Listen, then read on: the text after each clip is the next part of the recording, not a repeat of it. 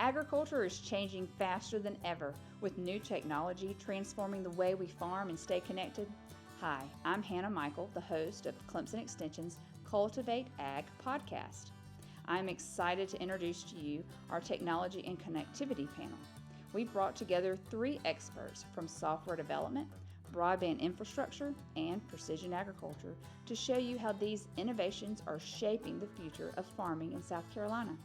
From expanding rural broadband to the latest in AI and drone technology, we'll explore practical solutions that make farms more efficient, sustainable, and profitable.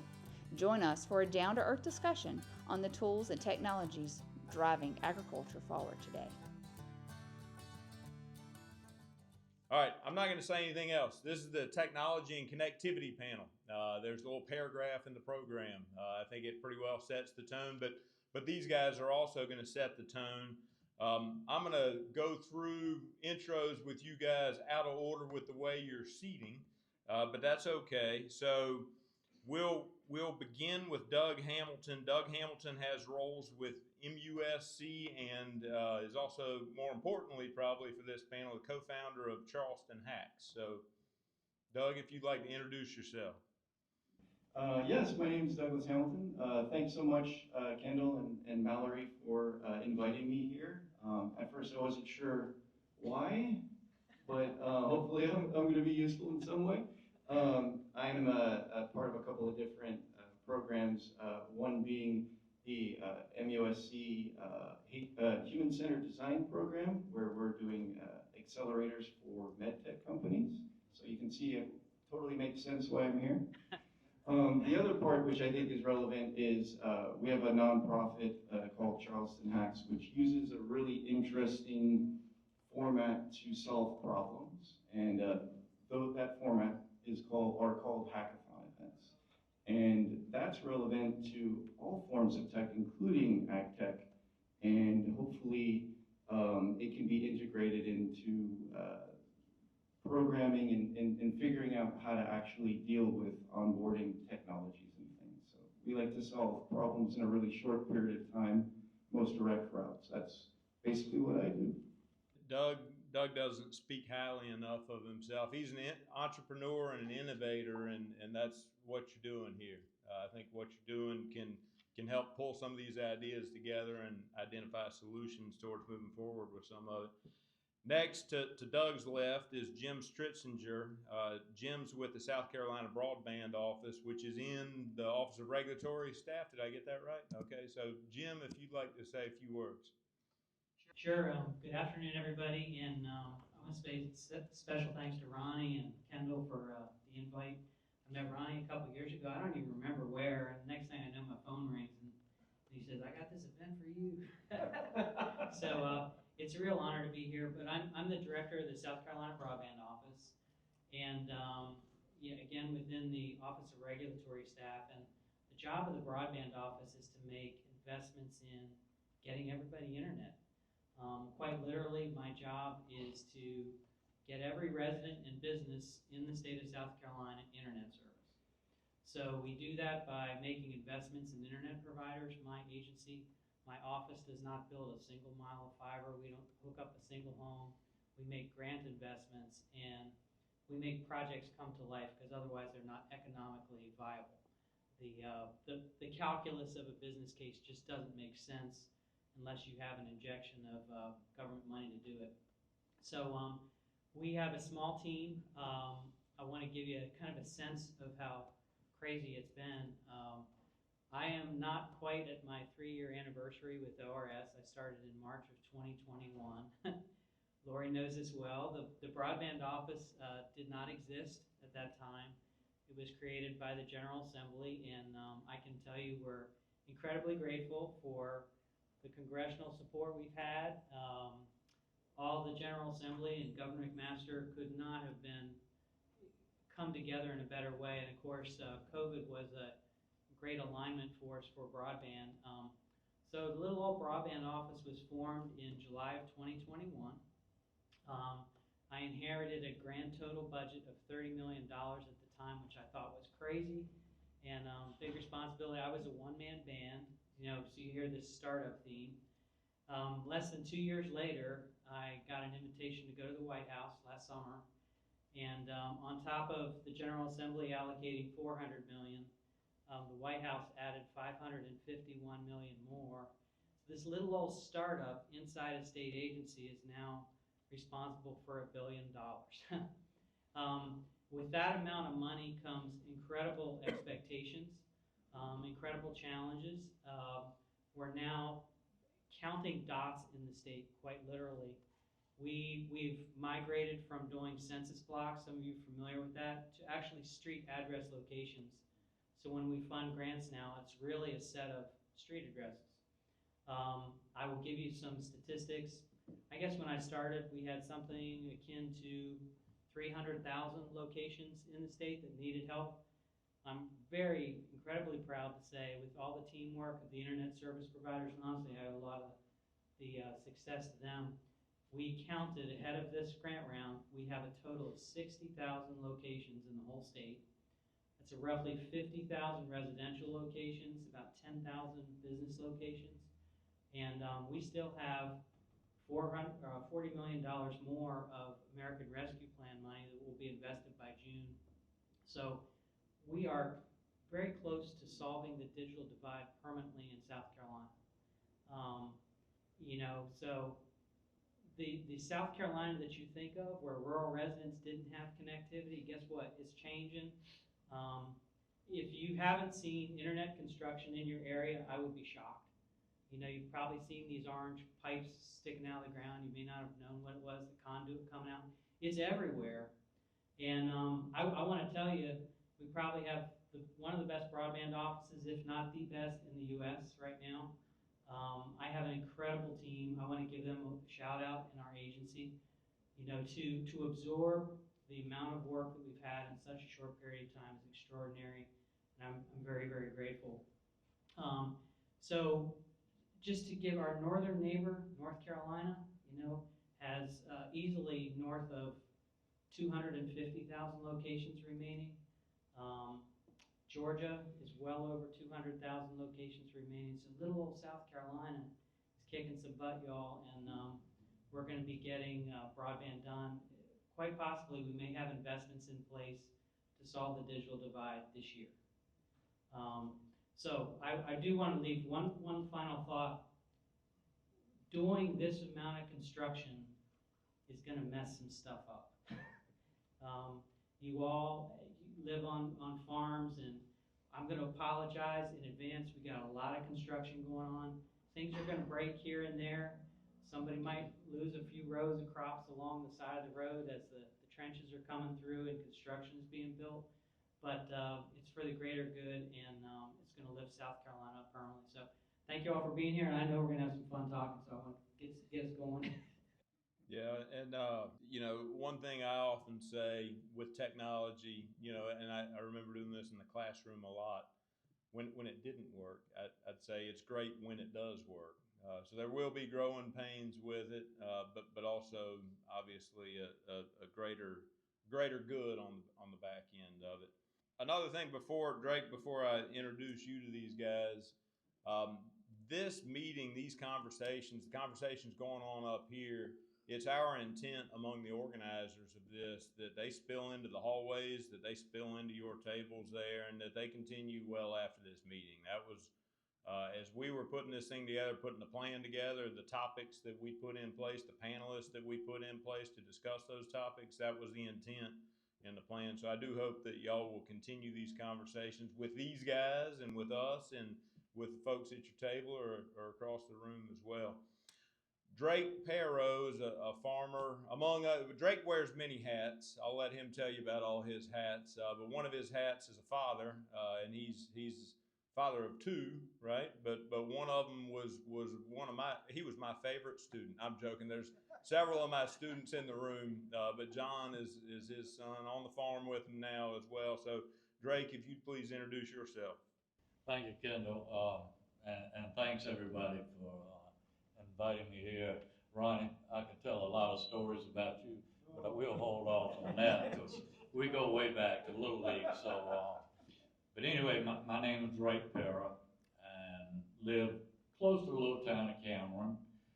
and grew up on a farm, and that farm is, some of the magazines, publications say we're the second oldest continuous farm in this country. So, a little history there. But I knew what I wanted to do when I grew up. My grandfather told me, he said, son, you go get an education, I'll teach you how to farm. So I ended up at Walker, like 4 other generations. Back in those days, that was correct. You know, we didn't have all this new technology. And the way you learned back then was to do it. There was so much truth to that. But when I got out of school, farming was not very good in the 80s. My brother was back on the farm and also teaching school. So some summers I had been scouting cotton for counties and all. So I got into crop consulting business. Been doing that for a long time. I'm not gonna tell my age. And it has grown. We work with cotton, peanuts, corn, and I get a lot of phone calls about a lot of other things too. But those are the 3 main row crops that I consult with. 3 years ago, we got into the drone spraying business, and that has been very successful so far, and I only see that growing. And then also, owner of Cameron Cotton and Seed Company, which is a cotton ginning and warehousing business. I'm very fortunate. I get to see it from planting all the way almost till it gets to the mill when it comes to cotton. I do wear a lot of hats, but I enjoy every bit of it. Well, and Drake's among, looking at the program, I guess, in terms of having that farmer hat. We've got Drake, and then on the next panel, we've got another farmer that'll be joining us. I know there's several of you in the room too, just looking around. One of the things that I recognized early on with this crowd, we'd met a couple times already, you know, these remote meetings, get to know you, and then kicking around what this conversation was going to look like. One of the things I learned early on was they don't need me. And so they, you know, the conversations we've had, they were asking each other questions, and it was a dialogue, and largely, you know, we've got these questions, but really these are things that I took the things that you guys talked about when we met, and I turned them into questions, you know, because it was a great conversation. So I hesitate to say anything. I mean, I think I'm done, right? No, I'm joking. You know, one of the things, Jim, that we having you on the panel, I think there's a lot of intersection between, and y'all are going to hear this reflected too. It was what was reflected in our conversations. Drake, one of the first questions you had, I think, for Jim was where are we at in terms of broadband development. Jim, you largely answered that in your introduction, so I'm going to spin off to a little different direction. And, you know, how do you've got what you've got in terms of what's been developed, but then you've got your plan for where you're going next. And I know you talked about how you eat an elephant was not 1 bite at a time, but 20 bites at a time. So how do you make that plan? How do you say where we're going next with broadband development in the state? Well, that's a great question, and that's really our secret sauce in South Carolina is mapping. Having really high precision analytics has been the thing that has differentiated South Carolina. I came to ORS from the private sector, and one of the things I did, in fact, hopefully we have a few minutes, I'll show you some slides on the work we did, but we mashed up crowdsourced data. Some of you heard about crowdsourced data and how you might use that. We were one of the innovator in the United States for taking crowdsourced data and overlaying that on top of federal data to get a better result. And so when we fund grants, we're actually funding at a street address level. We are, you know, when you think about doing a puzzle at the dinner table at Christmas time with your family, you're putting puzzle pieces in. That's the way we approach the state of South Carolina, and we're carefully crafting puzzle pieces that drop onto unserved areas of the state. So a lot of people don't know, I'm not allowed to make a single penny of an investment in downtown Columbia or downtown Charleston or Greenville. We have to go to places that have nothing. So analyzing accurately to find an absence of stuff is a hard thing to do. So that's where the maps come in. So we do custom puzzle pieces. We do everything through competitive grant awards. people ask me how much money is going to Orangeburg County and how much is going to Colleton and Lee and Hampton. We don't do it that way. All I can do is put out an eligibility map, and then we have a competitive grant process. But one of the things we did, and with the help of the General Assembly, we taught our internet providers how to play Pac-Man again.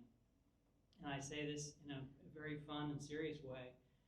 You remember playing Pac-Man as a kid? Some of you, I look over at this table and they've probably never seen it before. But you take your little Pac-Man with the joystick, and the Pac-Man had to gobble up cherries on this really simple maze. So when I realized we were setting up a competitive grant program, I realized that my team could put the cherries where we want them. And then we put out the eligibility map, and then we say ready, set, go. So the General Assembly told us, hey Jim, put some cherries where the K-12 students are. Put some cherries where there's no internet service at all, and put some cherries. So that's how we prioritized. And for those of you who run grant programs, that's a great secret. You can achieve the results you want by putting the cherries in the right spots and then awarding grant programs that way. And that has paid huge dividends in South Carolina. So, Jim, I have one question for you. I told you. When we Go for it. when we talk in rural South Carolina, yeah. which, you know, this is what we are here for. What percentage of rural South Carolina have broadband right now? Well, that's really tricky. We've brought the number down, like I was telling you, 50,000 residential dots on the map. And I can tell you, one of the things, you know, as a Columbia resident, you know, lower Richland County by Congaree National Park feels pretty doggone rural, but guess what? It's only 15 minutes from the State House. So when you talk rural, defining that the right way is important. But with only 50,000 dots, and y'all, that's out of 2.5 million. We're bringing it down. You know, for too long we've had the question about what our percentages are, because we've patted ourselves on the back and say, hey, 93% is pretty good. The problem is the raw number of folks that come on that 7% is really large. So we're down tracking in very low percentages, and it's going quickly. So I think we've done, hopefully, have you all seen a big difference? I could kind of ask the crowd. Hopefully you're feeling the presence of high-speed internet coming. I know we've funded projects. Allendale is no longer a laughingstock of the broadband map. I can tell you, Allendale is close to being rebuilt. Bamberg, Colleton, Hampton, places, specific examples, McCormick County. I think there's less than 30 homes in McCormick County remaining. Horry County is just about done. So, you know, we're counting dots now. It's crazy, and there's been such huge progress in the state of South Carolina. So I kind of danced around your question, but. No, that definitely answered it. But when we start talking about the farming community, with all the new technology that's coming out, of course we need broadband, and luckily we have it now, and I can already see a difference. And you know, people like Doug that can solve problems for us. If we need something done, write a program or whatever, he's the man to go to. And I you know, I'm gonna let him answer, state what he can do for farming. Oh, is that all? Yeah, that should be easy. Thank you for having such faith in me. We only met a few weeks ago. Yeah, I'd like to help as much as possible. I guess the idea, you know, when I hear things like broadband, and although broadband isn't jargon, when you talk about something as general as that, you know, I go to what end? You know, to what end? Sorry, I gotta ask that. And that's what I think we can explore through the programs that we do. Figuring out how you actually capitalize on very high-speed connectivity. It's easy to understand from a residential standpoint because everybody knows when they can stream their movies quickly and get online when all their kids are on the Xbox at the same time. but how that applies to farming and all the technologies that you use and all the Internet of Things and all this other jargon, these things are explored by subject matter experts. And you're a subject matter expert in broadband, you're a subject matter expert in agriculture. I'm probably somewhat of a subject matter expert in programmatically figuring out how to set up something that can explore these things in a really direct and efficient way. So yeah, I would say that it's very important to have in place systems that can look at the application of these technologies, events, getting the right people sort of hacking at ways of using all that bandwidth that you're paying for in events and in other ways, in special project groups. So I'm very passionate about, I don't know if everybody knows what hackathons are. Usually it's just tech people that seem to know that word, and everybody else thinks, their bank accounts are at risk. I bring that up. I promise they're not, at least not from us. But yeah, so I'm a big fan of hackathons. I could probably use up all the time talking about them, but I definitely think having an idea of how you can integrate technology programmatically is very important for AgTech. I think it's important too to talk more about hackathons and the opportunity they can present. But one thing's for certain, and Doug, I think you said it well. We see some drone businesses, spray drone and imaging drone businesses in the ag space now, and I frankly worry a little bit about the ones that don't have an agronomist on their team or don't have somebody that can give them that agronomic insight. So, Doug, one of the things that we've talked about, and I do want you to, if you can briefly tell us what does a hackathon look like, that I would like to see that, but also, how do we do a good job, and this is for everybody, once you tell us about a hackathon, how do we get these guys with the appropriate, these technologists with the appropriate subject matter experts so that you can really build a strong and valuable team? They each bring different gifts to the table. How do you force that marriage, so to speak? That's an excellent question. In fact, I think the most important thing are the teams and the people. People are the most important thing, period, and full stop. Getting people that together, and I'll sort of describe how this happens within some kind of event, an aggregating event, an event which gets all the people that you need to have in the same room together. That's basically, you use the word secret sauce of a hackathon. So basically, the objective is to solve something. If you're going to have a unique problem. Drake's going to have a unique problem that he'd like to be more productive on, or save money, or save time, or and if that becomes a problem statement. And then in a hackathon, you basically have a team formation night where you'll have software developers, you'll have project managers, subject matter experts like Drake or Jim, and they'll get together and basically for one very concentrated period of time work on that problem. You absolutely need subject matter experts in that team. You need somebody who understands it backwards and forwards, and then you need somebody who has the technical ability to address it with software or hardware, depending on the event. The deliverable at the end is it's an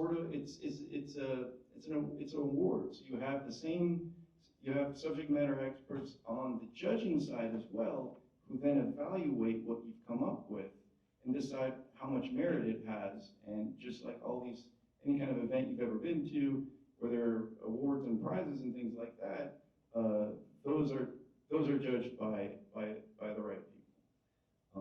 And then you have, and it's a way of piloting an idea. It's a very start. I deal with both business accelerators, which are farther down the line, and hackathons, which are the very bookend on this side. But this is where you get to play around with new technology. You get to figure out what everybody needs and what feels worthwhile to work on, and you actually get direct feedback in a very short period of time. Yeah, it was funny when we were talking to Drake, we were saying, hey, we should do a hackathon on your farm. Because, one of the great things about being an entrepreneur is the lesson that you learn is you don't know what you don't know. You have some subject matter background, but, as I was talking to Drake, I was saying, hey, do you guys, have you set up a mesh network on your farm so you don't have to use all that cellular bandwidth? And then you were saying, like, what the heck is that? So Drake didn't know this, but he got an intern, a volunteer intern, to come work on the farm. One of the things about getting old is I had a bucket list. I wanted to ride in a combine. He said, Jim, you can come on down. So I want to do that, but I want to learn and maybe bring, just a fresh set of eyes to a problem. And but we started talking about having an outdoor Wi-Fi instead of trying to run off the cell phone service. Yeah, it was funny. We did talk about this a lot, and when I got home that night, I said, "Man, this would really be great." and then I started thinking. I said, "Well, where could I use it? How would it improve things?" Well, number one, it popped up in my mind in the drone business. I do a lot of imagery on crops. Well, we have satellite imagery that a lot of companies now have and that we can get. Well, how often does that satellite come around and take that picture? Not very often, maybe a week, where we can do it in 10 minutes. Now with broadband, we'll lessen that time even more. And then I said, well, that's on that side. On the ginning side, I don't know how many of you are very familiar with cotton gins, but every bale of cotton is, we take a sample out of it and it's sent to be classed. And I see within the next probably 10 years, each cotton gin will have their own classing mechanism right there. Now, we're going to need help with that. You say, why do we need to do that? Well, if I know the grade of that cotton before I put it in the warehouse, I can make it and put all those bales with the very close grades in the same spot. And when the mills call for a certain grade of cotton, it'll be right there together. And how much time would that save, and people, and money? I mean, it would be huge. So, I mean, that's just two examples. And when you're looking on the farming side of it, I was telling these guys, he wanted to ride in the combine. Well, we got some room in the combine, but on a tractor, you've got 5 monitors sitting there. You hardly have any room for anybody else. But we'll make room for y'all, I promise that. But where does all this technology, where is it from when I started with it up until now, it's grown tremendously. But we still have a long way to go. Kendall, they do a great job at Clemson. And some of the ideas he's had has really helped me. John comes home from school with all these ideas. I said, well, who's going to pay for all this? But it pays for itself. It does not take long. And I think that's where these guys really come in and show the practicality of it. And yes, it is worthwhile. Or no, that's going to cost too much at this point in time. Yep. So, and when we start talking about agriculture, we need these guys because we have to have somebody to write it and observe it and see if it's practical for the farm. And that's why I've invited both of these guys to come spend the summer with me every day and sun up to sundown and see what it's really like. You're not even gonna charge them, are you? Yeah. Very generous. It's really fun, and let's talk this out, because I think you get a good, so you've got the problem of grading cotton bales. We could turn this into a hackathon. And, I'm looking over with all our great student minds from FFA and stuff like that. I mean, wouldn't this be fun to show up at Drake's Farm and really work a problem through to solution? But, my friends at SCRA, I know they could host a hackathon competition, and we could probably find 10 farmers in the state. We could have a little competition going on to find the best outcome. Lori, kind of like to sponsor that idea? See how we got the juice going? but that's how we would do it. And you get a team for 48 hours to show up. Yeah, it really gets things moving. You need momentum, because as much as I like presentations and talking about these things, having people actually work on them, you're going to be talking to the most ambitious students, probably the people you absolutely want to hire, FYI. But they're literally going to be devoting a weekend for a pretty small prize when you consider, their efforts, if they win. And it's not really about that, and that's one reason we don't usually, we try not to say how much, a prize would be. The experience itself is tremendously important, and the connections, the people that you work with, the people, in communities that, are smaller, you're probably going to see again. If you're going to be in the same industry, you're going to see them again, and you'll have history. You'll have work together on something that you guys believe in. And this is not only for, the students, because you'll have people who we've had early, mid, late career people who just want to sharpen their tools and work on something that they're not sure of the outcome. They just think it's something important. So, no, I'm always very supportive of any kind of prototyping event, or even sort of investigating the feasibility of some technology that you want to consider. You got to know whether, just because it's new, just because it's available, doesn't mean it's right, and it may not be the right solution. But how are you going to know unless you kind of hack on it, basically? And in my opinion, you have to live it. Yeah. I mean, you have to experience it. It really irritates me with some very large companies.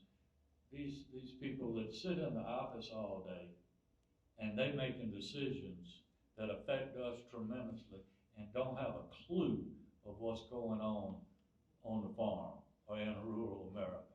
I mean, you think about it. The presentation during lunch talking about all the pesticides and fungicides and all that. Do you know how long it takes for a fungicide or a pesticide to get cleared by the EPA in this country? About 19 years. 19 years. I mean, and that's ridiculous. It is totally ridiculous. I know we've got to have, get everything, make sure it's straight, but it can go too far, and I think in some cases we've gotten to that point. And but I think down the road things are going to get better. They're going to get faster due to these guys. But like I originally said, these people have to be on the farm and in the fields to experience exactly what we do. Now, I'll say every farm is different. Every cotton gin is different. So it's all unique, but in the end, we all want the same thing. So, I mean, we could come together and come up with a solution. I do want to, in about 5 minutes, we'll open the floor up. But I know one thing that we had all talked about that y'all just started going with it in our meeting. No, I mean, the next topic one of the things we talked about, and Jim, you made a statement, and I wrote it down. I'm gonna get a T-shirt or a mug made for you. That you don't want to build that bridge to nowhere, and so that's a question I have with the broadband development, with new opportunities for software developers in the ag space, and then Drake with new opportunities to adopt technologies because of this new connectivity. Drake's using connected technologies, make no mistake, but a lot of what Drake's doing is cellular technology. And what Jim can bring to Drake is a lot more speed and a lot more reliability. I want to talk about this road to nowhere. How do we encourage and ensure adoption of technologies that leverage new connectivity opportunities in the state? That's such a great thing, and honestly, the General Assembly and the governor and everybody else are going to get mad at the broadband office if we make really expensive investments in infrastructure that doesn't get used. As we are compelled by the federal government to lean in to get internet for all, and I use 100.0% of the homes as the goal, there's a real danger there that we start building fiber bridges to barrier islands with one home, or it might be a hunting lodge that's seldom used, where it's the house up on the side of the mountain, and guess what? That resident doesn't even want internet. The whole reason they built on the side of the mountain is they don't want it. So as we chase dots, we have to be really smart. We're doing some things. I'm really, really proud. We are working on an agreement with Starlink.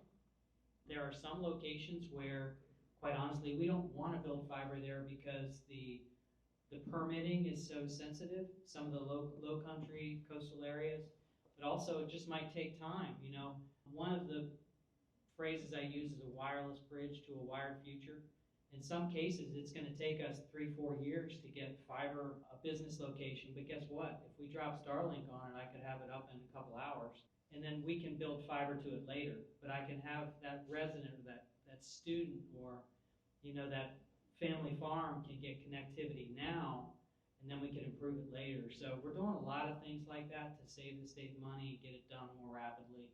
But we're watching every single dot to make sure we don't go crazy. How much money does it cost? Give you a sense of broadband economics. 1 mile of buried fiber is currently costing $80,000. 1 mile of telephone pole, those are two primary ways of getting fiber. Underground, $80,000. Attaching to a telephone pole is about $50,000 a mile, to give you an idea. Telephone pole attachments are more rapid. But guess what? Underground is more resilient. So when we look at hurricane areas and things like that, we've got to be thoughtful. But it's very expensive. And so that's why you want to make sure people use it. And I will tell you too, just touching on the affordability topic, we want to make sure that as we install this stuff that the residents and the businesses can actually afford once it gets there. And you also have to have some kind of foresight to know whether or not you're going to be able to use that, if that's appropriate for your farm or for whatever purpose that I was saying earlier. Residential is pretty obvious when you run into bottlenecks, but if you're not doing live video streams or something, I think it's important to kind of think in those terms, like what is the thing that I'm going to need to do that only broadband or only whatever the technology is can it'd be great to pilot that in some fashion, or at least see the problems. Like Drake would have the problem statement, right? He'd say, I'm trying to sort of survey a large area, and what I really need is like a live feed or something, or something that takes a lot of bandwidth. My current cellular connection is not able to do that. I'm just thinking of it, just sort of a random example. It's much easier to not build a bridge to nowhere when you have pilot it in some way and break it, see where the limitations are. So yeah, and these predictive AI models for, let's say, crop management or livestock management decisions, these types of things, these are all data supported, and the more data you can feed them, Not all data is valuable data, but it sorts out what's valuable and what's not. The more data you can feed these things, the better these predictive management models will be. And Doug, until we have that ability to play in that sandbox, it's hard to see what the real benefit might be. I'm going to turn it to these guys. If we didn't get through, I think we got through a quarter of the questions we had down, but and so we've got more. Don't worry if y'all don't have any, but I suspect y'all have got some questions from these guys. Or did we feed you too much lunch? There we go. You got a couple in the back. Thank you, Jerry. By the way, Jerry, as he's walking back there, you see this logo that's coming up here? The logo here and the one that'll be on these screens in a second. Jerry, he'll tell you he didn't create that logo. And technically he didn't, but he trained the AI that did create it. So here we are at this Ag, Tech, and Business conference, and we used a ton of technology to put together the things that are in place here. Yeah, so maybe Jerry could answer that. His team was the winning team of our harbor hack at the College of Charleston for their, I'm not even going to say it, but their beekeeping solutions. I think that he's being modest. I think that the audience and the judges really appreciated the mission, the idea of empowering small like backyard beekeepers, and it was understandable. The solution that they came up with was an understandable sort of method, and they presented it really well. So, to answer your question in a broader sense, projects like Hyver and Waterworks and the other projects that we've done that were competitive, they're a start. Whether Jerry decides to commercialize at some point, I mean, if that's the trajectory, let's try to find every way to support that we can, and continue to go through all different steps, sort of keep validating the idea, and keep gaining momentum. It's a very reductive process. You're going to have a lot of people with a lot of ideas, and they may not, most of them won't fly, which is fine. That's what it's designed for. It's designed to come up with ideas and see what comes out the bottom of the funnel, and hopefully with enough funnels, you get some really important things. And the way they did it at that, so the team formation night that I mentioned before, his teammate stood up in front of 100 and something people and started to talk about bees. This wasn't, pretty much hackathons tend to focus on humanitarian goals, and he got a lot of people talking and saying, oh, I like that project, I want to work on it. So it's amazing, like, all the different skills that you get, publishing, standing up and saying, this is something that I want to work on. Who else, who's with me? You may not be a software developer or a UX, UI guy, tech person or whatever, but if you can convince them, then they'll join your team, and all of a sudden you'll have some kind of software solution needed to be looked at or people thought was important. So I'm happy that Jerry was here. Brandy, it reminds me a lot of the call for code, the way that you guys put teams together with your IBM operation there as well. Ritu, did you have a question? I saw your hand up. Hi, I'm Rituparna Banerjee from Advent Innovations. I had a question regarding, where do you envision South Carolina, especially in the broadband realm, going in, for example, like 10 years from now, compared to the other states in the U.S.? It's such a fun question to answer, actually. I am extremely proud of where we are, where we're positioned, and how well the state has rallied our internet service providers. But what really hits me is when the state of Hawaii called and the state of Vermont called and Utah, and they're calling us and asking for our help. I can't tell you how great that is. I actually know all of the 50 state broadband directors now personally. We've all gotten to be really good friends over this huge federal thing, but South Carolina is well known nationally. But it's, this infrastructure thing is just the tip of the iceberg.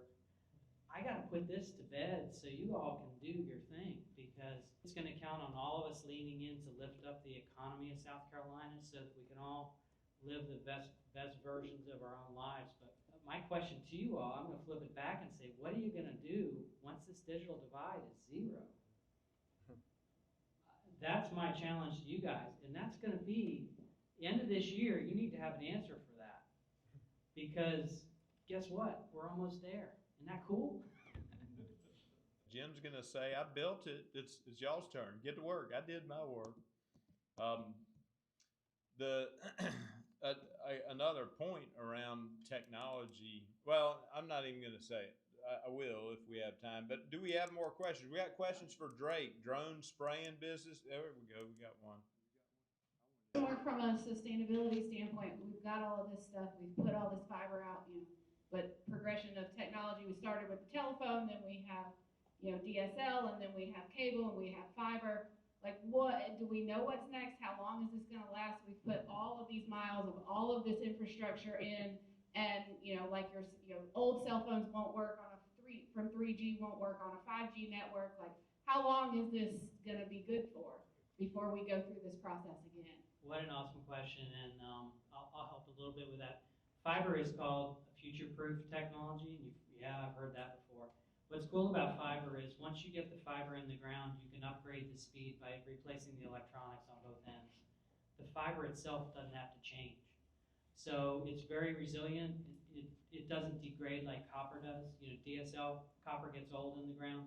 Fiber doesn't. It's insulated from lightning strikes, things like that. So it's way, way, way more better. But that being said, if you attach it to a telephone pole in the low country, guess what? Next storm that goes through, it's going to get wiped out. So we got to be careful how we install it. Balancing all the engineering objectives, get it underground where it needs to be, and get it overhead. But another really cool example, how many of you have heard of Santee Cooper, right? Did you all know Santee Cooper has 1,200 miles of fiber in the air on all of high tension lines that go through the farms? I was talking to the folks at the farms. Santee Cooper power lines currently touch 36 counties. There's fiber up there, and we're looking at making a transformation investment in that to activate that for use by the state. So there's really, really cool stuff going on. Ronnie's got a question over here. I'm going to borrow your mic. Secretary Perdue back then came here with the governor, and I left Bowman that day, Jim, and I am naive. I love technology, but I'm naive. Stimulus money put fiber optics into my part of Orangeburg County early on. We rock and roll at home. When I pull out of my yard, I'm dead. That affects our tractors and so forth. I mean, how do we cure that kind of problem, the wireless problem? Yep. Again, fiber speaks to that, and let me use this mic stand as an example. You've all seen the cellular towers on the sides of the roads. Guess what? At the bottom of every cell phone tower, you have to have fiber optic cable. It doesn't work without it. So guess what? If we don't have fiber in our rural areas, we can't put in new cell phone towers. So one of my not so hidden agenda items is to fix cell phone service at the same time. So by getting this fiber pushed out into our rural areas, we're going to have the fiber in the right places so that we don't make Drake mad. All right, Spencer's got a question, and after this, if y'all have closing remarks, we can do that, or if y'all would rather volley another question. Spencer McLeod here. I want to say thank you for fiber, because we definitely have been benefiting from it. But now I kind of want to flip it a little bit. So I got the fiber, and I shot at my pump stations in my warehouse, and I got cameras, and it was a beautiful thing, right? We hung our PLCs on it, and we hung, this infrastructure just opened up a whole nother world. But now I'm at a stop where the things I need connected have to have low power, and it has to be wireless, and it doesn't need a lot of bandwidth. Mm-hmm. It doesn't need to stream a YouTube video. What is the solution for that? I mean, I've heard CAT-M1, I guess. You're talking broadly about this class of stuff called the Internet of Things. You've got Coke machines out there that talk to the internet. You've got pumps. You have video cameras. You have water quality sensors that are out there. And how do you connect them? There's no one way to do it. You can do it with Wi-Fi. Certainly, if you can, just like college campuses. Good example. Outdoor spaces in college campuses. How kids can walk around. They can flip open their laptop in the middle of a courtyard. That's with Wi-Fi with a mesh network. I was talking to Drake about setting up a mesh network on his farm. You need power to power those antennas, but they can all talk together. So that would be an option for you, is getting a mesh network working. But yes, cell phone service is another way, 3G, 4G. So lots of different options, but that's the edge of the network that you're trying to connect. Some of the new Bluetooth technology even is reaching a lot farther on the drone ID tags. What is it? I don't remember the distance it would go to, but it surprised me. So its ability. Jim mentioned the Internet of Things, home automation. You guys have it in your homes. You got a Ring doorbell or you got a thermostat. I do this to my wife all the time. She doesn't have the app, so she'll get up and change the thermostat, and I'm pretty cheap, so I'll put it back where I had it. And it automatically does it every 4 hours, regardless if I'm paying attention or not. So she has to wake up pretty often to put it where she wants it. That's what we want and need. That's what Spencer wants on the farm. Home automation for the farm operations, for the grain bin, for the irrigation, for the fertilizer injection, whatever the things are, the gee whiz golly gizmos that are out there. Drake, you want to wrap us up here? Just talking about that, and I think that was a great question. And I was having the same problem at Cotton Gin, because I need to talk to every piece of machinery in there. So what we set up was a radio from one building to the other, and that has worked beautifully. And we got that too, but now what I'm finding is all those places with power, they've got internet now. But it's now where I've gotten so excited about it, and I love the connectivity, that I need the soil moisture in the middle of this field. And I want 100 of them, right? And I don't want to pay $10 or $15 a month. So I was looking into stuff like LoRaWAN or I was just asking what do you think the future is for those edge networks, I guess? Once he gets to my farm and gets it done, then I'll tell you how it works. I think you volunteered to be the pilot project. Right? Yeah. Well, he'll have Jim there as an intern all summer, so I think that'll work pretty well. Y'all have been awesome, and I was standing over here chit-chatting with Ronnie the whole time. I don't know if y'all noticed. I knew that y'all would run this on your own, and the questions have been great. We're going to end a little bit earlier because these breaks that we've given y'all haven't been quite long enough today, but please join me in thanking this diverse group. And for you guys and the rest of the panelists and the rest of the guest speakers, if you haven't already heard or been made aware, we've got some gifts for y'all from each of the host organizations. There's bags on the left as you go out with your name on them. And if they're missing, it's because somebody else wanted it more than you did. So we're going to take about a 5-10 minute break, somewhere in that range. Please continue these conversations into the hallway, into the bathroom, wherever it is you go with them. Carry on beyond this meeting, please.